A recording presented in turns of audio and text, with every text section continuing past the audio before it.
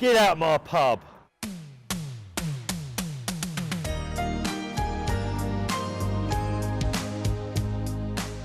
The East End has remained a pivotal part of London's history, from the Great Plague that infected all of London to the playful rhyming Cockney slang.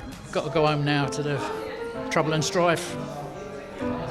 She ain't likely to have fallen down the apples and pears, so... What are you laughing at? The East End is a neighbourhood like no other.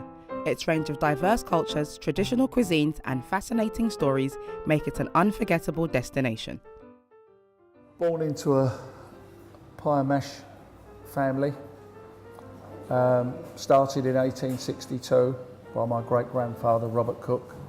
It's the most traditional meal in the East End of London. People talk about fish and chips and a curry and all the rest of it. The most authentic food in the East End of London is a pie and mash. Pie and mash shops were all over the place. You could literally go almost anywhere. As a lad, I used to work on Chapel Market on a Saturday, and before going out in the morning, my mum would give me 1 and 6pence to get me lunch in Manzy's pie and mash shop. I remember growing up, there used to be a pub on every single corner. It always used to be pubs, church, and the two almost went hand in hand. What people think about East London now, or when they actually see it for themselves, has changed.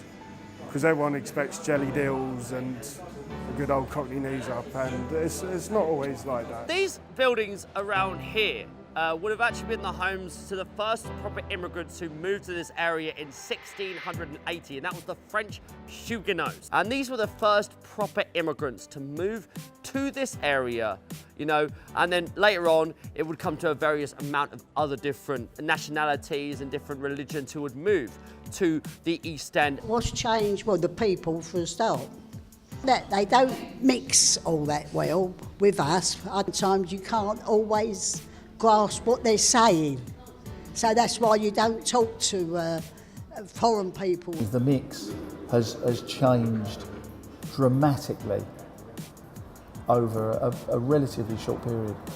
Whereas when I was a kid, the only foreign shops you would have had was Italian cafes. And how could we forget the greatest adaptation of the area on the capital's favourite soap, EastEnders? You could see that the East End's not just like what was depicted, okay? It's not just the craze, it's not just Jack the Ripper, it's not EastEnders.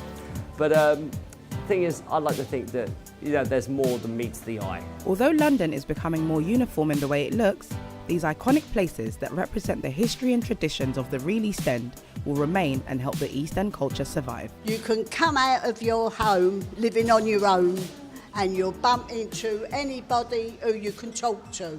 You're never on your own. So, cheerio from the East End.